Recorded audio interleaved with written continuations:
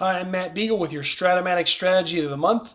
As we start the new year 2012, we're going to analyze the 2011 draft player pool. We're going to assume you need 50 at-bats and 30 innings pitched to look at some of the guys in the first couple rounds of the draft and look at the draft overall. As you go to enter your league's draft, there's about 10 drafts I know of that are finished already, so we can look at them and get an idea of what's happening so far. Some overview things, lots of first basemen, lots of relief pitchers in this draft. Now, I know you can always build a bullpen in the draft, but this year more than ever, there are usable cards like Joe Patterson, Matt Lindstrom going 125th, 140th in drafts, so you can get usable cards very, very late in the draft, even later than usual. First baseman, there's a lot of great guys in the first round. Some guys are sliding into the second round because there's just so many of them, so people aren't really taking them at the top of the draft.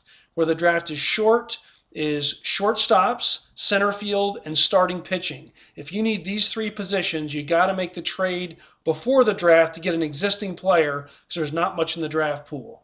So good thing about knowing a draft is you got to know who's in the draft and what's not so you can make trades accordingly. Let's go around the diamond quickly. At catcher, you have Jesus Montero, the prospect for the Yankees, going in the top 10. JP Arencibia with more of a usable card this year. Lots of power, not much on base. He lasts at the end of the first round. Lots of good young guys in the second round.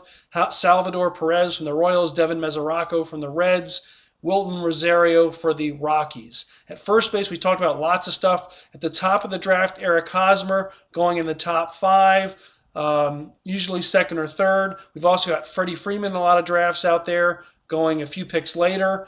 Lots of talented guys who can't help you much this year in Brandon Belt, Paul Goldschmidt, Yonder Alonso, and Anthony Rizzo. Rizzo in particular sliding a long way because of his horrible debut, but a great prospect. Mark Trumbo, very overrated, a lot of power, not much on base, difficult at first base, especially with the signing of Albert Pujols by the Angels. At second, a lot of talent. Dustin Ackley at the top of the draft. Question about his defense. Strat gave him a 3 to most people's surprise, but he doesn't hit for a lot of power either. If he stays at second, he'll be good. If he moves, he will be just average. Other second basemen out there, Jason Kipnis at the end of the first round, Jamal Weeks in the middle of the first round. Weeks has got a great card against righties, also a second base 3, not a lot of power for the future, so really questionable taking him too high in this draft. Kipnis has got great power, got a 3 also surprisingly, so another guy to look at in this draft. Shortstop, D. Gordon, and not much else. Don't reach too high for him. You're better off with a trade. Third base, Brett Laurie, again, about a 4th or 5th pick in the draft. With his position change, still looks like he's going to be okay defensively. Also, you have Lonnie Chisenhall in the second round out there, so some other options for you as well. In the outfield, again, not much in center unless you're going to move Desmond Jennings over. You got John Mayberry in some leagues.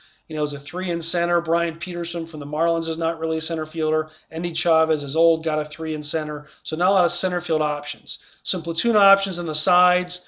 There's a list of 4 or 5 on each side, like Eric Thames and Alex from the Pirates.